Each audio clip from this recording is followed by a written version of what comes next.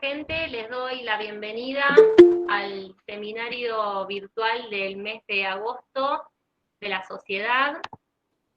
Soy la doctora María Itatiel Bamonte, presidenta de SAPRES. Y antes de presentar la charla, les cuento que pueden seguir todas nuestras actividades académicas a través de nuestras redes sociales. Nos pueden encontrar en Instagram y en Facebook. También tenemos un canal de YouTube a donde nosotros vamos a subir la charla. Y además les queremos contar que desde la sociedad estamos realizando una encuesta que está relacionada con la vacunación contra el COVID-19 y el ciclo menstrual. Está dirigida a aquellas mujeres que tengan entre 18 y 40 años y que hayan recibido al menos una dosis de la vacuna. En el chat voy a colocar el link de la encuesta. También les cuento que el 4 y 5 de noviembre se va a realizar el segundo congreso de nuestra sociedad. Va a ser 100% virtual y gratuito. Se va a llevar a cabo entre las 17 y 20 horas. También les voy a dejar en el chat el link con el formulario de inscripción. Por supuesto que en el chat ustedes van a ir poniendo todas las preguntas, dudas o consultas que le quieran hacer a la doctora. Al final de la charla vamos a dejar un espacio para que ella pueda contestarla. Bien, entonces, vamos a dar la presentación a la doctora Sandra Magirena, que es médica de la UBA, especialista certificada en ginecología general e infanto-juvenil. Es sexóloga clínica y miembro de la comisión directiva de SAGI.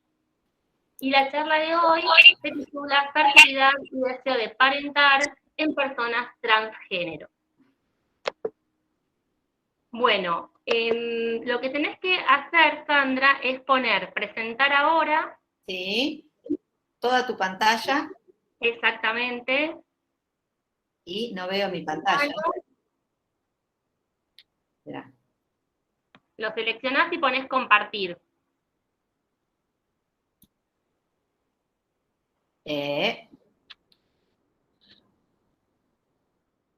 Lo selecciono y pongo compartir. Estoy acostumbrada al Zoom, entonces este no me queda. Ahí está perfecto. Ahora tenés que abrir el PowerPoint. ¡Chan! Espérate. ¿Me voy al PowerPoint? Sí. Sí. Seguí, está perfecto. ¿Y ves que te aparece un cartelito abajo que dice ocultar? Sí. Listo, ocultalo. Y ya está genial ahí. Ahí lo sacaste, a ver. Ahí vemos tu mail. No, este lo cierro. Acá estoy. ¿Y yo no me veo? ¿Yo no me veo? Sí, te vemos, nosotros te vemos, vos no te ves.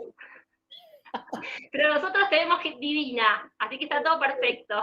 Bueno, ¿hay gente del otro lado? Hay gente, hay 41 personas hasta ahora. Muy bien. Bueno, vos sabés que buenas noches a todos y todas. Gracias, SAPRES, por la invitación. Yo creo que ya he estado en otros años en seminarios parecidos, en la era de la presencialidad, y la verdad que esto resulta raro y extraño, pero la verdad que durante todo este tiempo decía, no me aguanto más verme mientras doy clase o atiendo gente, ¿no? Porque uno entró en esta situación en la cual atendiendo telemedicina o dando clases se ve. Así que esta me gusta, esta plataforma, porque no me veo. Bueno, para hablar de salud transgénero voy como me presentó recién la colega, yo soy ginecóloga de formación. Imagínense que no sé cuáles serán las especialidades de ustedes, pero supongo que habrá muchos ginecólogos.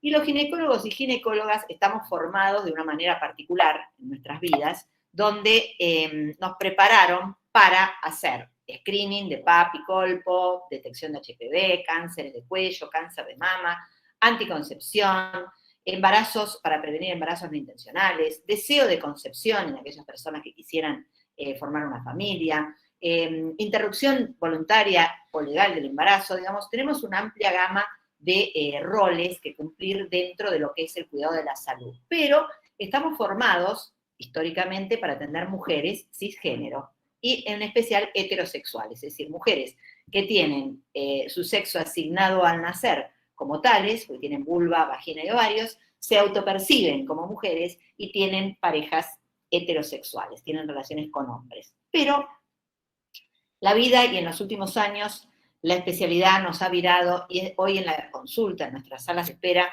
podemos tener mujeres transgénero, varones transgénero, mujeres fluidas, mujeres que tienen sexo con mujeres, digamos, una variedad de personas que desarrollan su identidad autoperceptiva y su orientación sexual como más les guste y les convenga, y nosotros tenemos que reenfocarnos en cómo llevar adelante la atención en estas personas diversas. Entonces, si estamos atentos y atentas a la consulta, no le vamos a preguntar sobre el método anticonceptivo a una pareja de mujeres. Es bastante común, sobre todo en los más viejos como yo, que tenemos como un cassette metido en la cabeza, entonces se siente una mujer, le preguntamos la fecha de última menstruación, con qué te cuidás, dando por sentado que tiene relaciones heterosexuales. También tenemos que empezar a cuestionarnos y empezar a hablar sobre el deseo de maternar, si existe o no. Recién la última consultante que se fue de mi consultorio, una chica de 33 años con un mioma de 6 centímetros, ¿no? Entonces, bueno, ¿hay deseos de maternar o no? ¿Qué pasa con ese mioma que es asintomático y que quizá ella no tenga ninguna intención de maternar el día de mañana? Preguntar a la pareja, cuando hablamos de transmisión de ITS, siempre solemos preguntar si la pareja es estable, y en realidad tenemos que preguntar si la pareja es confiable, ¿no? Si hablamos del uso de las barreras de látex, las barreras de protección. Hablamos acerca del uso de juguetes sexuales, el cuidado de la higiene, cuando hablamos de las ITS y de las infecciones y de los cuidados de la salud de la mujer. ¿Cuál es la vía de transmisión del HPV? ¿Qué pasa con estas personas transgénero? Por ejemplo, un varón trans, sabemos que tiene útero y vagina, y entonces vamos a hacer el Papa Nicolau y el chequeo de HPV, pero ¿qué pasa en la incidencia del HPV en la población de mujeres trans, por ejemplo? Inclusive mujeres trans que no han sido intervenidas en sus genitales, o sí que tienen una vagina nueva hecha, esa vagina va a tener posibilidad de tener HPV o no. ¿Cómo abordamos la consejería en salud sexual y no reproductiva en parejas bisexuales o en el tema que nos convoca hoy, que son las personas transgénero? ¿Y cómo hacemos la prevención de infecciones de transmisión sexual en las distintas prácticas sexuales? Entonces, hay un montón de mitos y realidades que nos atraviesan. Por ejemplo, muchas veces uno piensa, el varón transgénero sí o sí se hace una histerectomía, y a veces no. Vamos a ver que hay varones transgénero que conservan el deseo de maternar y prefieren conservar su útero. Cuando tenemos una pareja, un varón trans, damos por sentado que la pareja que tiene es una mujer cisgénero, y por ahí no lo es. Hay varones trans que desean gestar y paternar. Hay personas fluidas que no intervienen los cuerpos y, sin embargo, quizá uno da por sentado que tienen una sexualidad particular.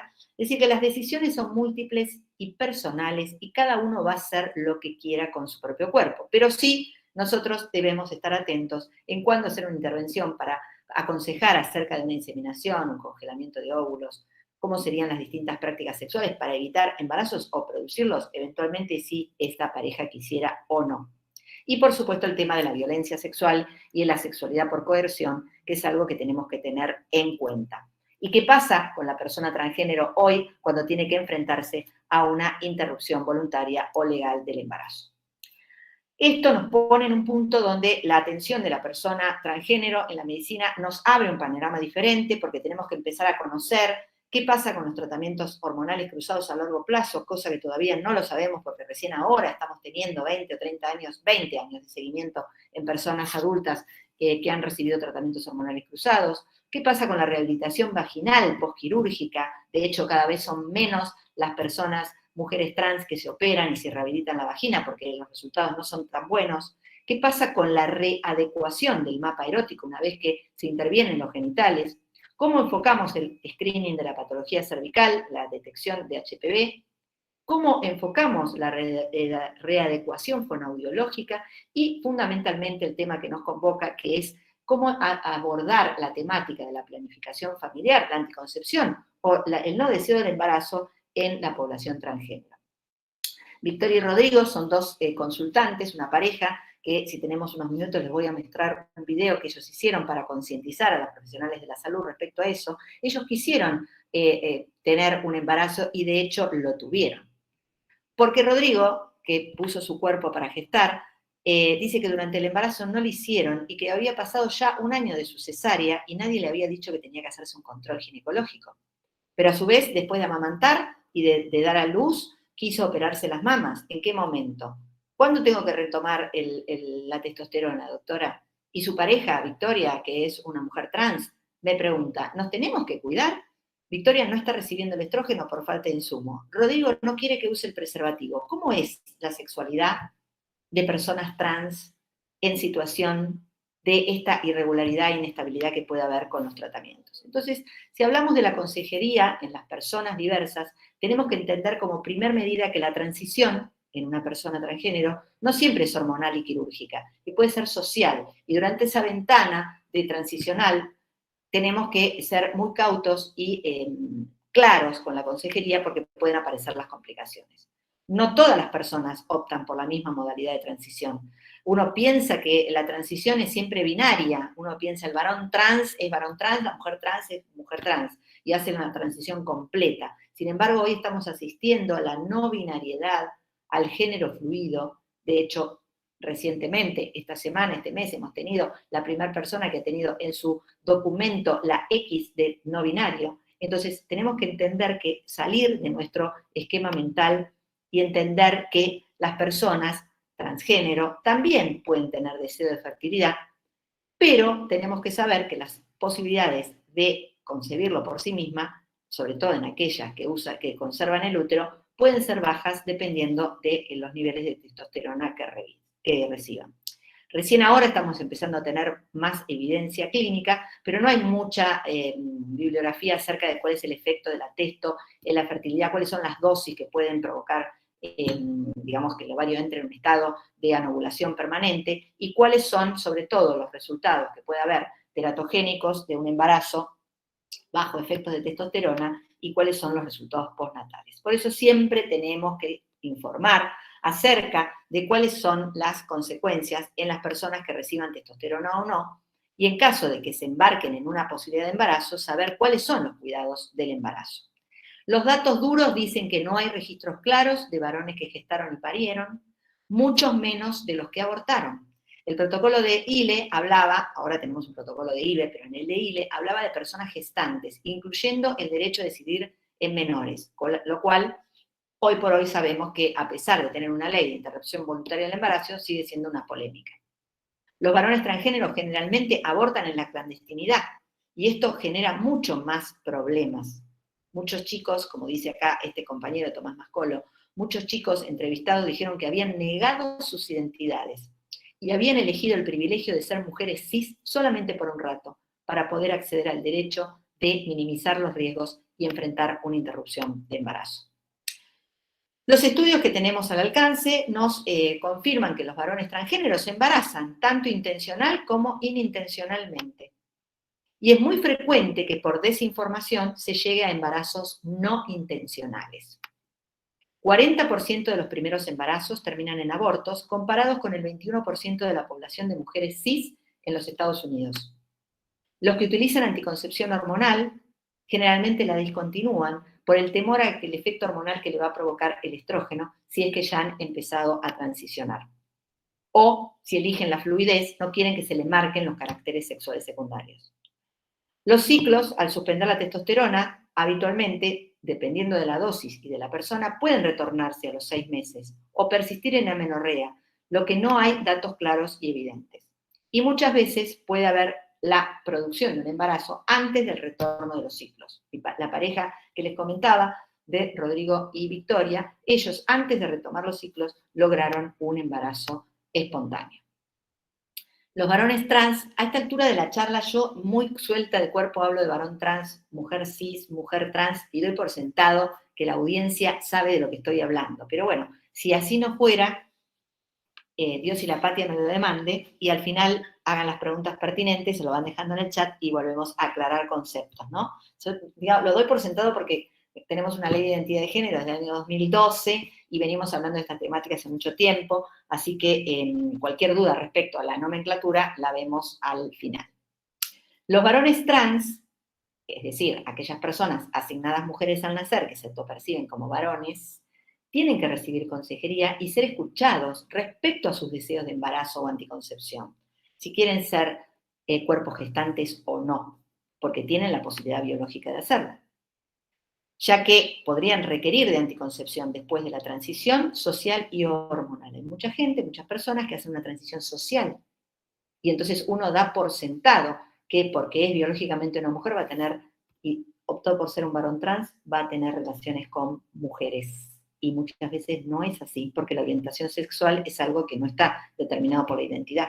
Entonces, la anticoncepción o el deseo de fertilidad hay que charlarlo en las consultas. Debido a que no hay suficiente evidencia acerca de la fertilidad en varones trans, el médico es el que tiene que estar atento y enfocado en este aspecto del cuidado de la salud transgénero. Porque esto también hay que evaluarlo según el estilo de vida de la persona. La testosterona se maneja en dosis variadas de acuerdo a lo que la persona quiere lograr o lo que el endocrinólogo trata de buscar, llevando los niveles basales a los que tiene un varón biológico. Pero la mitad de los varones que no usan testosterona pueden embarazarse o que tienen dosis bajas de testosterona. Hay mucha gente que hace la prueba del uso de la testosterona. Muchas veces personas no binarias usan testosterona a demanda, usan un poquito de gel, lo van probando y eso no siempre produce anticoncepción y pueden caer en una situación de aborto. ¿Qué es lo que dice la bibliografía? Que casi un 30% de varones trans con útero y que tienen sexo con varones, es decir, receptivo en vagina, no usan método anticonceptivo. Siempre hay que considerar la consejería previo a la transición. Y hay que tener en cuenta lo que les dije antes, los efectos teratogénicos que pueda tener la testosterona exógena con los riesgos consecuentes de los embarazos no intencionales. Suponiendo que existe un embarazo y que ocurre, puede ser, lo ideal es que se haga de manera programada, no como la pareja que les voy a mostrar, que traigo hoy a la consulta, sino que se haga de manera programada y reglada. ¿Por qué? Porque el embarazo post-transición generalmente tiene menos cuidados en la salud, sobre todo porque el sistema de salud es muy expulsivo de las personas transgénero. Muchas veces hay barreras en la atención de los varones, sobre todo si no tienen cobertura de prepaga y tienen que recurrir al hospital público.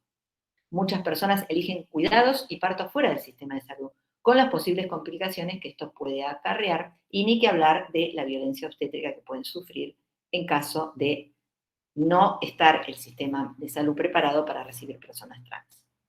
Hay un 12% más de prevalencia de depresión posparto que en la población de mujeres heterosexuales. Y esto también es algo que hay que tener muy en cuenta, sobre todo hoy en los centros de fertilización se está trabajando mucho y se están abriendo espacios para que las personas trans o no binarias puedan tener embarazos, y hay que estar muy atento en el cuidado postnatal porque la incidencia de la depresión puerperal es mucho mayor.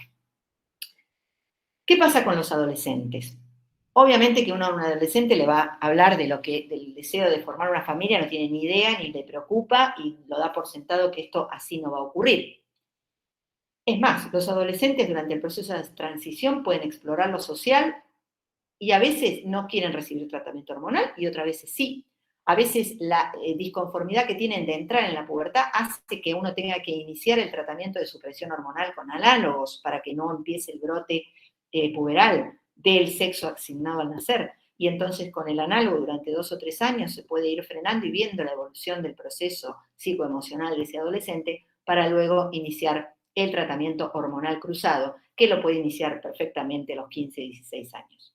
Preferimos las cirugías de recondicionamiento de tórax y genitales dejarlas para los mayores de 18 años, lo que no implica que una readecuación de tórax se pueda hacer antes de la mayoría de edad. Recuerden que el Código Civil autoriza a los menores a dar consentimiento bajo supervisión de mayores en caso de que sean tratamientos irreversibles como el recondicionamiento del tórax. Pero sí es un momento crucial, la adolescencia, para recibir consejería en salud reproductiva y no reproductiva. ¿Cómo experimenta un adolescente? El tema de la sexualidad es muy particular. Y no hay una construcción de pensamiento futuro de lo que va a ser su esquema familiar. Pero ahí está la expertise y la labor del médico que trabaja con el adolescente, tanto el pediatra como el ginecólogo de adolescentes, que pueda hacer una buena consejería en este tema. ¿Cuáles serían los métodos anticonceptivos a sugerir? Bueno, podemos usar preservativo, Las píldoras tienen una alta tasa de abandono porque frenan o interfieren con el tratamiento de testosterona. Es una buena opción los LARCs, sobre todo en las personas no binarias, el uso del implante que produce amenorrea, o los SIU. Y no hay ninguna publicación que contraindique el uso de los anticonceptivos, los LARCs, con la testosterona. El implante sería una buena combinación. Ahora, sí es importante entender que hay una baja adherencia de los tratamientos de anticonceptivos en los varones transgénero, y esto que es lo alarmante, que solamente un porcentaje muy bajo es asesorado por su profesional. Hasta ahora vengo hablando de anticoncepción, pero hablar de anticoncepción también implica hablar de preservar la fertilidad, prevenir los embarazos no intencionales, y cuál es la idea de formar una familia en una persona diversa. Y acá el rol nuestro es muy importante. Sabemos que si hacemos una reconstrucción genital, se puede generar una perturbación definitiva en la fertilidad. Como así sabemos que el tratamiento hormonal tiene un impacto parcialmente irreversible sobre la fertilidad, pero depende de varios factores. Pensemos que el tratamiento con andrógenos, con testosterona, es como un gran mega ovario poliquístico, o sea, no va a ovular, y muchas veces esto es irreversible. Entonces, el momento de ofertar la posibilidad de la criopreservación, ya sea de tejido ovárico, de semen o de embriones, es algo que el médico debe hacer previo a los tratamientos hormonales o quirúrgicos. Ustedes son todos fertilólogos y saben muy bien que la ley de reproducción asistida comprende en su artículo 8 la cobertura de servicios de guarda de gametos o tejidos según la tecnología disponible y habilitada a tal fin por la autoridad de la aplicación, para aquellas personas, incluso menores de 18 años, que aún no queriendo llevar adelante la inmediata consecución de un embarazo, por problemas de salud o por tratamientos médicos o intervenciones quirúrgicas, puedan ser comprometida su capacidad de procrear en el futuro. Y cuando dice tratamiento médico, la ley no dice tratamiento médico oncológico. Y el tratamiento médico con testosterona puede perjudicar la fertilidad futura. Por eso, de la misma manera que las readecuaciones quirúrgicas. Por eso la ley es un paraguas que encuadra y incluye la posibilidad de la preservación de los tejidos reproductivos a aquellas personas que opten por la transición. Igual hablamos mucho de la diversidad sexual y todo el mundo debate acerca de qué es conducta, comportamiento, orientación, hormonización. Esto a nosotros no nos tiene que preocupar, porque son decisiones de la persona. Sí tenemos que estar en coincidencia y escuchar a la persona, no con quién se acuesta, qué hace con el sexo y cómo se comporta y con quién le gusta tener sexo, sino cuáles son los deseos o las posibilidades futuras de parentar, que es lo que uno como médico tiene que estar atento para poder asesorar correctamente. Y esto siempre muestro este trabajo que se hizo con los médicos jóvenes cuando tienen que hablar de sexualidad con sus consultantes. ¿Qué pasa con los médicos discutiendo sobre temas de sexualidad en general?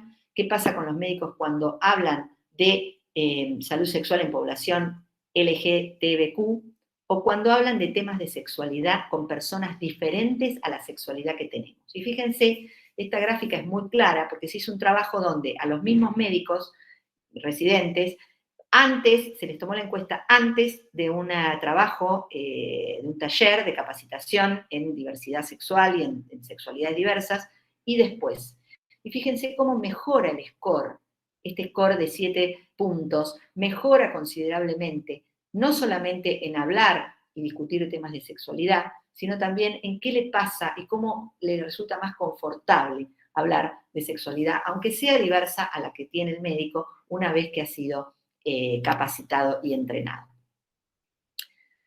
¿Qué vamos a hacer con la consejería en preservación pretratamiento? Bueno, las mujeres transgénero deben ofrecerle la posibilidad de criopreservar el semen. A veces resulta traumático, porque una mujer trans, antes de operarse o antes de hormonizarse, no quiere masturbarse para sacar semen, porque no quiere ponerse en contacto con ese genital que tanto conflicto le representa.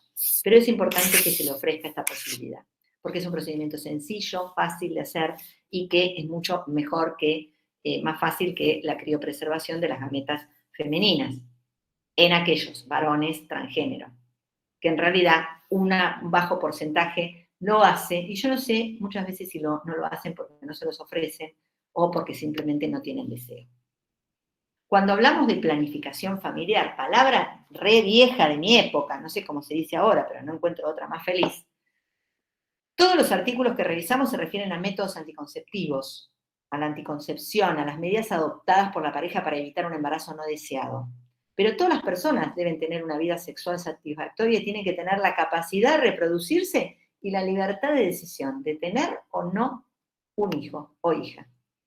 ¿Todas las personas piensan de la misma manera en una familia? ¿Y a qué llamamos familia? Hoy por hoy, la concepción de lo que es una familia ha cambiado, ¿sí? Cuando yo era joven, la concepción de familia era esta, mamá, papá y el hijito. Hoy sabemos que hay distintas formas de parentar. Entonces, ahí es donde el rol del médico que trabaja en fertilidad y asesoramiento es importantísimo. ¿Y los vínculos solo se conforman para ser familia? ¿Qué pasa con las mujeres? ¿Los vínculos solamente se hacen con los hijos? ¿O los vínculos también se pueden hacer con otras personas o con una mascota? Los tipos de hogares han cambiado a lo largo de la historia de la humanidad. Ya no es más mamá, papá y los hijitos.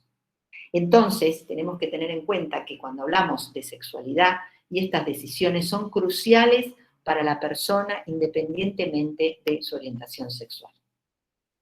Cuando hablamos de orientación sexual entendemos que existe la posibilidad de que los hombres tengan sexo con mujeres, pero también que tengan sexo con hombres. Que las mujeres tengan sexo con hombres, pero que también lo tengan con mujeres. Y existe la posibilidad de la bisexualidad. Todos parámetros en los cuales la mirada y la consejería del médico que hace sexualidad o fertilidad tiene que estar atenta. Cuando hablamos hoy de lo que es trabajar con perspectiva de género, y ese es el rol que llevamos adelante, no solamente desde la Sociedad de Ginecología Infanto-Juvenil, sino desde la nueva sexología hoy, hablar de perspectiva de género implica entender cómo miramos las cuestiones de género hoy, qué lentes nos ponemos. Y cuando hablamos de género, no hablamos del género biológico al cual los médicos estamos acostumbrados a ver. Nosotros cuando hablamos de género y de sesgo de género nos referimos a mujeres y varones. Y de acá estamos hablando del concepto de género social. ¿Qué dice la sociedad que es ser varón y ser mujer? El término género, en lo social y en la salud, empieza a tomar jerarquía a partir de los movimientos feministas, que marcaron básicamente las desigualdades, no las diferencias entre hombres y mujeres. Entendamos que equidad y igualdad son conceptos diferentes, pero sí sabemos que hay un punto de inflexión importante que es la anticoncepción. Porque la reproducción, y ustedes saben más que yo de este tema, dejó de ser un tema exclusivamente relacionado con la sexualidad, porque la reproducción hoy se puede hacer de múltiples maneras sin que intervenga un acto sexual. Y entonces la sexualidad y el sexo y el acto sexual y la sexualidad es puro placer y hoy es considerado un derecho humano. Entonces, pensamos en el deseo del otro o otra en formar una familia. Sabemos qué pasa, por ejemplo, consultante, mujer, cisgénero, de 35 años que se anticipa en la consulta y me dice, tengo vaginismo, pero soy lesbiana y tengo una pareja estable. ¿Y tu vida sexual cómo es? Satisfactoria, no me molesta para nada. ¿Y dónde está el vaginismo? En realidad el vaginismo lo tiene para el ginecólogo exclusivamente, porque es el que no le puede hacer el papá Nicolau, porque ella le molesta, que tiene un espasmo de la vagina, no se puede hacer el PAP. Entonces, ¿es un vaginismo realmente? ¿O es el ginecólogo que le puso un título? Brindar calidad de atención médica ginecológica en el modelo médico que todos tenemos que llevar, que es el modelo inclusivo, siguiendo los parámetros aprendidos para el cuidado de la salud de la mujer, que nosotros aprendimos, pero sin etiquetar y juzgar, con una mente abierta, curiosa, de principiante y en atención plena, usando los modelos de permiso, pero siempre centrados en la calidad y el autocuidado. Escuchado en mi consulta, preguntado a las chicas consultantes y puesto para que lo repasemos. Dichos por ginecólogos. El médico no me quería llamar por mi nombre. Dijo que a él no le importa y que me iba a nombrar como decía mi documento. Se reía, me dio vergüenza y bronca. ¿Pero qué podía hacer? El doctor dijo que estaba equivocada y les dijo a mis padres que ya se me iba a pasar. Salí más angustiada que antes. Me dijo que no eligiera esa forma de vida, me iba a ir muy mal y me iba a contagiar el SIDA. Aparte, si me hormonaba, me iba a dar cáncer. La psicóloga me dijo que no sabía del tema y no sabía dónde podía atenderme. Esto no se tiene que escuchar más hoy. Hoy sabemos que existen centros de cuidado de las personas capacitadas y entrenadas en atención de salud transgénero, el Hospital Durán, el Hospital Fernández, el Hospital Ramos Mejía. Hay muchos centros de atención que hoy se han capacitado y hay muchos centros de fertilidad. Antes de la pandemia, porque iba girando yo de centro en centro, me tocó ir a dar clases de estos temas a todos los centros de fertilidad. Y me encantó, porque dije, bueno, estas personas son las que van a atender los consultantes que no pueden tener un hijo por una relación como lo que tradicionalmente sabemos, porque o están intervenidas, o son transgénero, o están transicionadas. Entonces, requieren sí o sí del equipo de atención a la fertilidad. El modelo médico hegemónico, que es el que practicamos y aprendimos en la Facultad de Medicina, espero que hoy haya cambiado, yo estudié el año que viene, cumplo 40 años de médico, los profesionales de la salud reproducimos prácticas discriminatorias, producto de la internalización del paradigma del modelo binario. Y esos modelos promueven estigma, cosificación de las personas, naturalizan parámetros que si no entran en la normalidad son anormales, y empezamos a etiquetar y a patologizar a la gente, considerando que lo que no está en la norma es anormal y no es, no es saludable, sino que implica una enfermedad. Piensen que en el año 1999, recién, a comienzos del 2000, la homosexualidad salió de los manuales de clasificación de patología y recién en el 2015 la salud transgénero salió de ser una enfermedad. Y la ley de identidad de género en la República Argentina habilitó el espacio de que una persona no tenga que decir que un médico le haga un certificado para poder transicionar. Simplemente la palabra y la autopercepción lo autorizan a cambiar y a acceder a los sistemas de salud. Nos quedan temas pendientes para seguir investigando, los embarazos no intencionales, qué pasa, los abortos, cuál es la efectividad del método anticonceptivo y cuál es la experiencia en fertilidad. La experiencia en fertilidad que se tiene, qué pasa con el método ropa, cuando dos mujeres quieren gestar, cómo se selecciona, quién pone el útero, quién pone el óvulo. ¿Qué pasa con las parejas transgénero, los que conservan el útero y se están hormonizando, cómo dejar de aplicarse la testosterona y que no pase lo que le pasó a la pareja que les voy a mostrar al final? Reflexiones que les dejo pensando, de construir los modelos aprendidos en la biomedicina, que es la que estudiamos todos, no juzgar, tener mente de principiante, curiosa, mirar, con empatía, como si fuéramos un niño, respetando siempre el autocuidado, el respeto a las personas y tratar de reflexionar y flexibilizar permanentemente sobre nuestros pensamientos, nuestros miedos e inseguridades. La práctica del mindfulness les va a ayudar a todos a llevar adelante esta forma de escucha activa y participación. Bajar las barreras, tener una actitud abierta y comprensiva, usar el lenguaje inclusivo. No tengan miedo de usar lenguaje inclusivo, porque las personas se sienten más contenidas y más confiadas. Recién una consultante que vino por primera vez, que hacía años que no se hacía un Papá Nicolau, me dice, le digo, ¿cómo llegaste acá? Porque busqué una ginecóloga respetuosa. Yo dije, ¿cómo aparecerá mi etiqueta ginecóloga respetuosa en las redes y en los medios? Porque me presento como una ginecóloga que trabaja con perspectiva de género, porque me cambio los lentes. Y aunque mis prejuicios digan, ¿esto qué? ¿Cómo hago? ¿Qué cosa terrible? Yo no haría esto. Me abro empáticamente a la consulta. Hay que capacitarse para trabajar en diversidad sexual, de la misma manera que nos tenemos que capacitar los que trabajamos en violencia, capacitarnos a trabajar en violencia con diversidad sexual también. Hablar de la planificación familiar y la preservación de las gametas en las personas que vayan a transicionar, sobre todo en los adolescentes, y empezar a rechazar todo lo que sea heteronormativo y heterosexista. Uno prende la televisión y ve cosas tremendas, pero bueno, tratemos de romper esas barreras, porque en realidad las personas diversas son las que se enfrentan a esas barreras y lo único que hace esa barrera es alejarlos del sistema de salud e impedir que puedan tener una vida saludable. Los derechos sexuales y los derechos reproductivos son derechos humanos básicos y por lo tanto inalienables, integrales e indivisibles. Son tan importantes como el derecho a la vida, a la salud, a la calidad de vida y a la libertad, con los cuales están directamente relacionados.